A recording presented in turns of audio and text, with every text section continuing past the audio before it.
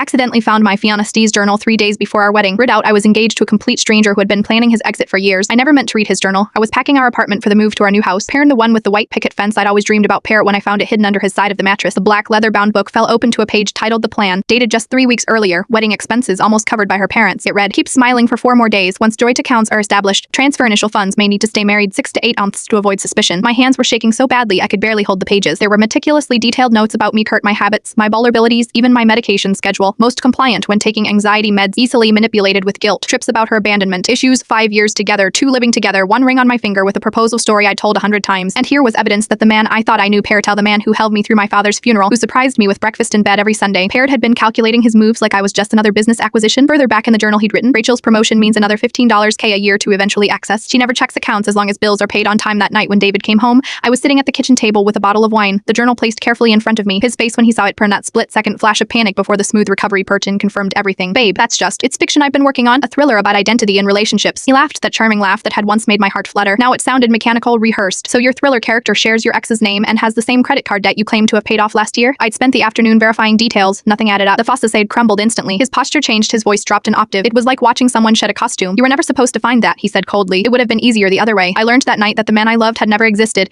David had researched me before our coincidental meeting at my favorite coffee shop. My social media had revealed everything he needed to become my perfect match. He'd crafted himself into exactly what I wanted, all while documenting the long con in his journal. The wedding was canceled with a humiliating mass email I could barely type through my tears. My parents lost the deposits. My bridesmaids scrambled to cancel flights. I moved in with my sister too, traumatized to sleep alone. 3 weeks later, I discovered David had already targeted his next mark part, a recent widow with a substantial insurance payout. I found her through his detailed notes and made the excruciating decision to contact her. She didn't believe me at first, but agreed to check her new boyfriend's nightstand. She called me back in tears. Yesterday, I received a small package. In Fleahide was my grandmother's sapphire bracelet that had gone missing last year. David had apparently pawned it, then had to retrieve it when I filed a police report. With it was a note in his handwriting. You weren't supposed to be smart enough to figure it out. That was my miscalculation. The most terrifying part isn't that I almost married a con artist. It's that I still catch myself missing the man I thought he was, a person who never actually existed. I am seeing a therapist now who specializes in psychological manipulation. She says I am not stupid for being deceived. I was targeted precisely because of my capacity for trust and loyalty. Qualities I shouldn't have to lose. Some days I believe her, other days I check under my mattress just to make sure no one is studying me while I sleep. The wedding dress still hangs in my closet. I can't bring myself to sell it or burn it. It reminds me that sometimes the people closest to us are the most dangerous parent, not because of what they carefully plan while kissing you goodnight.